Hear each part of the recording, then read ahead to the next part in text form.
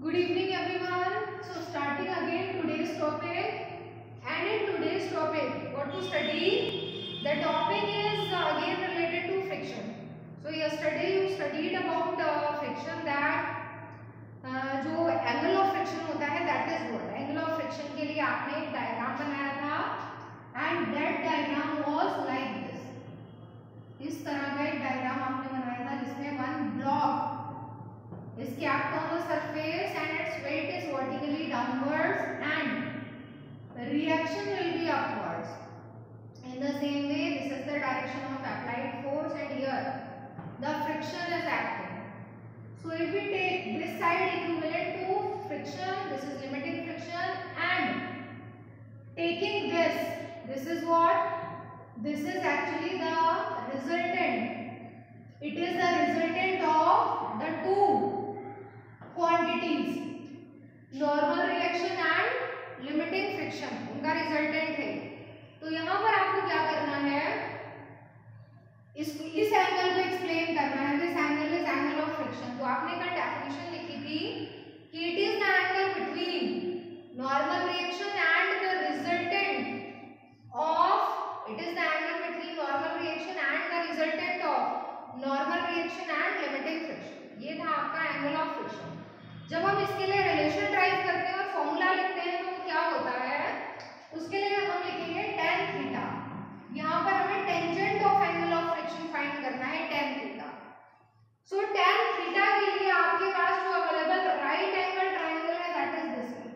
मैंने इस तरीके से इसको क्लोज कराया था. ये बन रहा है आपका राइट एंगल ट्रायंगल दिस, और इस राइट एंगल ट्रायंगल में विच इज परपेंडिकुलर, तो ये जो एंगल के सामने वाली साइड है means this one, it will be perpendicular. तो ये जो साइड है किससे रिजेंबल कर रही है, फ्रिक्शन से. तो डजंट मैटर कि यहाँ हमने एरो लगाया है कि यहाँ पर है, डजंट मैटर, फ्रिक्शन ही है, ठीक है. तो परपेंडिकुलर वाली जो आपकी साइड है वो है लिमिटिंग फ्रिक्शन, और जो बेस है आपका, बेस इज विच, बेस है ये, तो ये किसकी डायरेक्शन में है, रिएक्शन में. तो it means it will be this tan theta is equal to Fs upon r. So this is the formula of angle of friction. One more thing, you already know that the ratio of friction to normal reaction is called coefficient of friction, and here the coefficient of static or limiting friction. So tan theta is equal to mu s. This is one more formula for angle of friction. So you can say that एक और definition बन सकती है, hence the tangent of angle of friction is equal to coefficient of friction. जो angle of friction है उसका tangent किसके equal होगा, coefficient of friction. तो इसका मतलब अगर coefficient of friction given है तो आप फाइंड कर सकते हो एंगल ऑफ फ्रिक्शन, और अगर एंगल ऑफ फ्रिक्शन गिवन है तो उसका tan थीटा फाइंड करके हम फाइंड कर सकते हैं कोएफिशिएंट ऑफ फ्रिक्शन. तो this is for numericals. Now after this, यहां तक आपको ड्राइव करने के बाद में one thing is there, again a new topic is there, that is what, the new topic is angle of repose. Angle of repose. So first of all write the heading, then you will be able to understand कि क्या होता है angle of repose. So the class, again to understand angle of repose, one diagram is there and this is the diagram, make it very properly. This is the diagram. Inclination कितना है, 5. Change कर दिया, वो theta angle था, ये 5 angle. अब क्या किया आपने, इसको एक्सप्लेन कैसे करना है. इसको इंक्लाइंड प्लेन पर एक ब्लॉक रखा है, block is kept here on the inclined plane, ठीक है. तो यहां पर ध्यान रखिएगा कि ये जो ब्लॉक है इसका हमेशा जो वेट होता है किसी भी चीज का, आप कभी भी वेट में कंफ्यूज ना, जो वेट होता है ना किसी भी चीज का, दैट विल बी वर्टिकली आपके सामने जो भी चीज है उसका वेट आपको सोचना ही नहीं किधर होगा। आप पेपर पे डायग्राम बना रहे हो वर्टिकली डाउनवर्ड्स, आप ऐसे डायग्राम बना रहे हो बोर्ड पे वर्टिकली डाउनवर्ड्स, क्योंकि वेट हमेशा अर्थ की तरफ ग्राउंड की तरफ होता है। किसी भी डायरेक्शन में बॉडी रखी है weight is always in this direction. Okay, next thing, इसके बाद क्या होता है, इसके बाद होता ये है कि आपको एंगल ऑफ रिपोज को डिफाइन करना है। So how to define, very important to define. Diagram मैं बाद में कंप्लीट करूंगी, पहले मैं डेफिनेशन बता रही हूँ। देखिए होता ये है कि suppose that initially in previous case आपने ऐसे रखा था, फ्लैट सरफेस थी, ऐसी सरफेस थी, ये ब्लॉक रखा था, ये वेट था, ये रिएक्शन।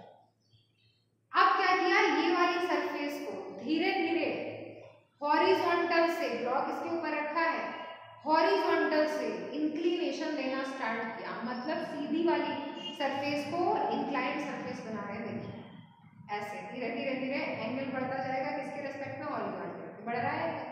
ब्लॉक इसके ऊपर रखा है, सोचिए एक कंडीशन ऐसी आएगी, अभी तक ब्लॉक नहीं गिरा, धीरे धीरे इंक्लिनेशन बढ़ा रहे हैं, कैसी कंडीशन आएगी, ब्लॉक रखा हुआ है जो इस पे वो नीचे आना स्टार्ट कर देगा। Is it possible? You have seen this, practically possible case है ये। तो ये इंक्लिनेशन, ये एंगल कितना होना चाहिए, ये इतना होना चाहिए कि इस पर रखा हुआ ब्लॉक अपने आप से बिना किसी फोर्स के नीचे की तरफ स्लाइड करना स्टार्ट करे, वो एंगल कहलाता है angle of repose. Now how to define words arrange करने हैं, तो देखिए listen the definition. It is that angle which inclined plane makes with horizontal, inclined plane किसके साथ बना रहा है, हॉरिजॉन्टल के साथ। It is that angle which an inclined plane makes with horizontal at which, जिस पर क्या होता है, a block kept on it just begins to slide down. Just word का मतलब अगेन लिमिटिंग फ्रिक्शन की तरह वो टाइम जिस पर आपने देखा कि तुरंत उसी टाइम जस्ट मोशन स्टार्ट हुआ। तो फिर से listen again the definition. It is that angle which an inclined plane makes with horizontal at which a block kept on it just begins to slide down. ये होता है आपका angle of repose. ठीक है, समझ में आ गया। अब again I am coming towards the diagram to complete it. क्या क्या होता है और कौन से फोर्सेस लगते हैं, तो हमेशा वेट लगेगा vertically downwards, clear. But action force जो होता है, एक्शन वो होता है हमेशा सरफेस के परपेंडिकुलर।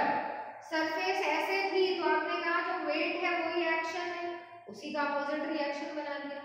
वेट का अपोजिट रिएक्शन नहीं है, एक्शन का अपोजिट रिएक्शन होता है।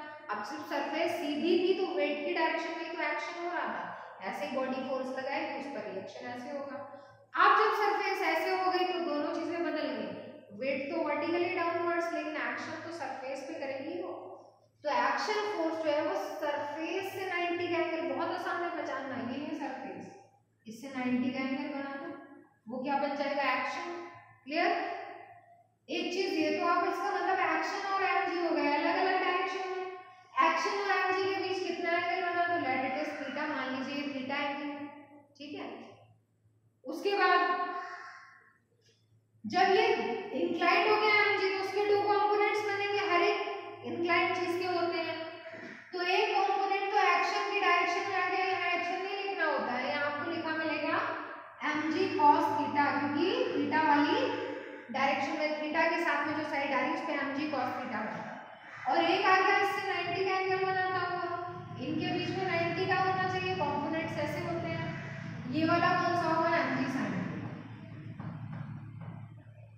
mg sin theta. फिर हमेशा एक्शन के अपोजिट, ये एक्शन था, एक्शन के अपोजिट होता है रिएक्शन। अगर आप ध्यान से समझो तो बहुत आसान है आइडेंटिफाई करना। मैंने क्या बताया, मैंने कहा पहले पहचान लो वेट किधर है, फिर सोचो एक्शन किधर है। एक्शन का अपोजिट रिएक्शन होता है, अगर वेट और एक्शन अलग अलग डायरेक्शन में जा रहे हैं तो उनके बीच थीटा एंगल होगा। एक्शन का तो कोई काम ही नहीं है, तो फिर इंक्लाइंड वेट को माना जाएगा, तो वेट के दो कंपोनेंट्स बनेंगे, एक mg cos थीटा, एक mg sin थीटा। ठीक है, इतना क्लियर हो गया। फ्रिक्शन के लिए कर रहे हैं, फ्रिक्शन इसमें कहीं शो नहीं किया है, फ्रिक्शन किधर होगा, तो बॉक्स नीचे आ रहा है, ब्लॉक नीचे आ रहा है, फ्रिक्शन हमेशा कैसा होता है, opposite to direction of motion, और कौन सा फ्रिक्शन, लिमिटिंग, क्योंकि just begins to slide down. Okay, तो ये हुआ आपका डायग्राम कंप्लीट। अब इस डायग्राम में एक और चीज करना है, वो ये है कि ये एंगल थीटा जो है ये फाई ही है, सेम एंगल, कैसे, by geometry of diagram. Diagram को अगर आप ध्यान से देखो तो डायग्राम में एक काम करो, सारे अपोजिट कंपोनेंट्स शो कर दो, जैसे इसका अपोजिट ये, इसका अपोजिट यहाँ शो किया, इसका भी अपोजिट होगा ऐसे, और एक इधर शो कर दिया ऐसे, सब कुछ बना दिया। इसलिए बनाया कि आपको पता है डायग्राम की सिमिलैरिटी, जहां सिमिलर डायग्राम बनेगा वहां एंगल भी सेम होंगे। डायग्राम ऐसे बन रहा है, एक साइड होनी चाहिए हॉरिजॉन्टल, एक उसके ऊपर इंक्लिनेशन, यहाँ कहीं ऐसा दिख रहा है, तो ट्राई टू सी दिस, दिखाई दे रहा है। तो यहाँ पर आप देख रहे हैं कि हर एक चीज दिखाई गई जिसमें इसका अपोजिट ये मिला, इसका अपोजिट ये मिला। एक साइड आपको कौन सी चाहिए थी, सीधी वाली, ठीक है। तो मान लीजिए कि एक सीधी वाली साइड हमने जैसा कि यहाँ है जस्ट ऐसा हमने देखा है, ठीक है, ये किस डायरेक्शन में जा रही है ऐसे, और एक उसके ऊपर आना चाहिए था इंक्लिनेशन, तो उसके ऊपर जो इंक्लिनेशन आ रहा है वो हमने मान लिया कि इंक्लिनेशन कहाँ पर दिखा रहे हैं।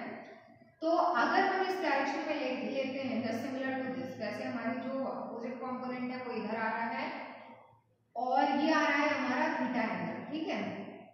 तो यहाँ पर हमने डायग्राम में थोड़ा सा चेंज करके ये दिखाया कि एक साइड हमने यहाँ से स्टार्ट करके ऐसे, एक हमने ऐसे, ठीक है, इसके ऊपर हमें इंक्लिनेशन लेना है, तो इसके ऊपर हमारा इंक्लिनेशन ऑलरेडी यहाँ बन रहा है, ये वाला है इंक्लिनेशन, क्योंकि यहाँ पर जो ये साइड आ रही है वही इंक्लिनेशन का काम करेगी, यहाँ जाके ये सीधी हो जाती है क्योंकि इसके पैरेलल है। ये वाली साइड यहाँ अवेलेबल नहीं है, लेकिन हमने यहाँ मान लिया कि इसके इंक्लिनेशन के साथ में जो आ रही है वो ये वाली साइड है, ठीक है। तो उससे आपको क्या पता चला, एक आपको 90 का एंगल मिला यहाँ, ठीक है, ये वाला 90 का एंगल, ये एंगल जो है थीटा है, तो इसका मतलब अगर ये 90 का एंगल बन रहा है तो ये थीटा होगा, ये 90 माइनस थीटा होगा। इसके और ऊपर बढ़ते हैं हम यहाँ पर, तो फिर से थीटा होगा, ये 90 माइनस थीटा होगा। अब डायग्राम को बहुत ध्यान से देखिए, ये हमें कौन से एंगल ऑब्जर्व करना है, ये है हमारा, ये वाला एंगल है हमारा, और ये यहाँ पर ये एंगल है। तो ध्यान रखिएगा कि ये थीटा है, यहाँ पर जाएंगे तो ये जो है आपका जो ये वाली साइड आ रही है 90 माइनस थीटा बनेगा, ये थीटा बनेगा। एक थोड़ा सा साइड डिस्टर्ब कर रही है इसलिए नहीं बन पा रहा है, क्योंकि ये वाली जो साइड है वो थोड़ी सी जो है, अगर इस डायरेक्शन में होती तो ज्यादा प्रॉपर होता, समझाना उसको आसान होता। कोई बात नहीं, मैं थोड़ा सा और तिरछा इसको कर दे रही हूँ, अगर ये बीच में आएगा समझाना आसान हो जाएगा, तब हमें पता चल जाएगा कि ये जो है बस ये तीन चीजें आ रही है, ये जो है आपका यहाँ ये बन रहा है आपका सेम डायग्राम, ये फाई आ रहा है, ये 90 माइनस फाई आ रहा है, तो दिस इज अगेन। इस डायग्राम को सेपरेट बनाकर देखिएगा, एक काम करिएगा, इस ब्लॉक को सेपरेट बना लीजिएगा, ज्योमेट्री चेक करिएगा, अपने आप से आंसर मिल जाएगा। तो यहाँ पर आपका सिमिलैरिटी ऑफ डायग्राम मिला, ये फाई है, ये 90 माइनस फाई है, तो this again, this angle is again phi, ये फिर से क्या बन जाता है फाई। तो इसका मतलब यहाँ जो एंगल है वो यहाँ पर है, ज्योमेट्री ऑफ फिगर के हिसाब से, ठीक है। इसको थोड़ा सा मैं प्रॉपर कर देती हूँ ताकि आपको कोई कंफ्यूजन क्रिएट ना हो कि इतने सारे क्या बना दिए हैं यहाँ पर।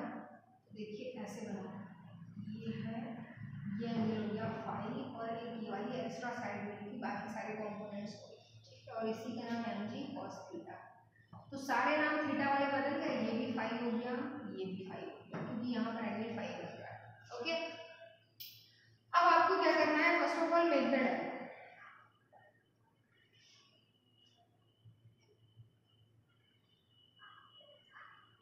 डायग्राम जब आप बनाए ध्यान रखिएगा, बहुत सारे कंपोनेंट्स नहीं बना रहे, मैं फ्रेश डायग्राम यहाँ फिर से बना दे रही हूँ, ऐसा ना हो आप सब कुछ यही बना रहे, इसमें एक्स्ट्रा बनाया था समझाने के लिए। ये ब्लॉक है, ये हो गया उसका वेट वर्टिकली डाउनवर्ड्स, ये हो गया एम जी कॉस फाई, ये हो गया एंगल फाई, ये एम जी ये आर, और ये एम जी साइन फाई, बस इतना बनाना है आपको। अब आप डायग्राम एक्सप्लेन करेंगे तो आप बताएंगे कि let the inclination is phi, weight mg is inclined to action force, so mg has two components, mg cos phi and mg sin phi. mg cos phi is opposite to reaction force, ठीक है। तो जहां आप ये line बोलेंगे mg cos phi is opposite to reaction, वहां आप इसको नोट भी कर देना, ठीक है। या फिर आप ये बोलेंगे कि mg sin phi is opposite to pneumatic friction, इसको भी नोट कर दिया, Fs is equal to mg sin phi। अब इन दोनों इक्वेशंस में आपने डिवाइड किया सेकंड अपॉन फर्स्ट, तो डिवाइड होकर आपका आ जाता है left side Fs upon r is equal to, यहाँ mg कैंसिल हो जाएगा, sin phi अपॉन cos phi means tan phi, ठीक है। Fs upon r is equal to tan phi। अब आपका Fs अपॉन r क्या होता है, mu s is equal to tan phi, या फिर लिख सकते हैं tan phi is equal to mu s। तो यानी कि एक चीज और क्लियर हो गई कि वही जो पीछे आया था, tangent of angle of repose is equal to coefficient of friction.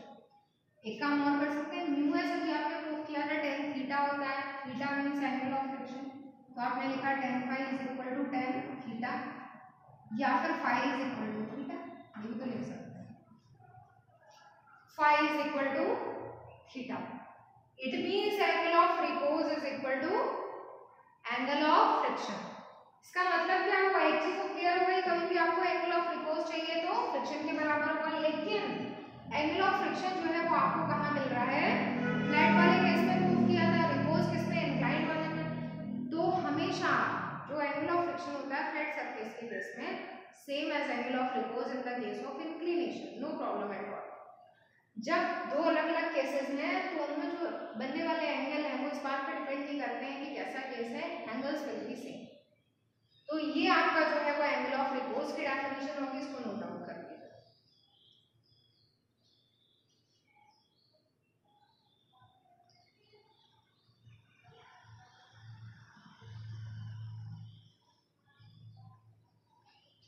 सो आपका जो टॉपिक है वो आज का यही तक था, एंगल ऑफ रिपोज तक। नेक्स्ट टॉपिक नेक्स्ट टर्म से स्टार्ट करते हैं, but take care of one thing that this type of diagram will be repeated again and again. आपके जो कमिंग डेरिवेशंस हैं उनमें भी ये वाला डायग्राम बहुत रिपीट होगा, इसलिए ये डायग्राम आपको अच्छे से समझ आना चाहिए, आपको पता होना चाहिए। और हमेशा इस डायग्राम में कुछ चीजें याद रखनी है, जैसे पहली चीज जो मैंने बता रखी है, रिपीटिंग इट अगेन, कि वेट हमेशा कहाँ होता है, वर्टिकली डाउनवर्ड्स। इंक्लिनेशन वाले केस में प्रॉब्लम हो सकती है, नॉर्मली तो आप दिखाई देते हैं। तो एक बात याद रखा करिए, वेट वर्टिकली डाउनवर्ड्स और एक्शन फोर्स सरफेस के परपेंडिकुलर। ओके, आप जो एक्शन फोर्स और वेट होता है उसमें हमेशा कोई एंगल माना जाता है, वो एंगल वही होता है जो एंगल यहाँ बन रहा है, इसमें कोई कंफ्यूजन नहीं। आपको अगर इंक्लिनेशन का एंगल बताते हैं, क्वेश्चन में दे रखा है, तो सिंपली आपको वही एंगल यहाँ यूज करना है, ये एंगल ऑफ रिपोज में प्रूव हो चुका है, ठीक है। Okay, next thing is what, next thing ये है कि जब आप एक्शन फोर्स बना लें तो उसका अपोजिट रिएक्शन होगा। तो यहाँ एक्शन का नाम mg cos phi इसलिए क्योंकि mg को इंक्लाइंड माना है, तो इसके दो कंपोनेंट्स cos phi और sin phi होते हैं। अपोजिट टू रिएक्शन आपको हमेशा mg cos phi मिलेगा, थीटा भी हो सकता है, फाई भी हो सकता है, तो इनको हमेशा कंपेयर करेंगे, हमेशा ऐसा होगा। इसको कंपेयर किया इस क्वेश्चन में, इसमें टॉपिक में ऐसा किया था कि इसको बराबर रखा, क्योंकि जस्ट मोशन स्टार्ट हुआ या नहीं हुआ एक ही बात है, रेस्ट या मोशन एक ही बात है। उस कंडीशन में जहाँ जस्ट स्टार्ट हुआ है, जहां पर बॉडीज चल रही हैं पहले से, उनमें ऐसा माना जाता है कि या तो बॉडीज चल रही हैं पहले से, या फिर एक्सटर्नल फोर्स लगा के पुश किया। एंगल ऑफ रिपोज की बात नहीं, यहाँ पर खुद स्टार्ट हुआ मोशन। अगर फोर्स लगा के पुश किया, इसका मतलब ये वाली साइड ज्यादा है, जिधर भी फोर्स लग रहा है, बाकी कम है, पीछे फ्रिक्शन लग रहा है वो कम, ठीक है। तो practice this diagram very carefully, इसी की हेल्प से आगे ड्राइव करेंगे। सो ending the today's class. Thank you.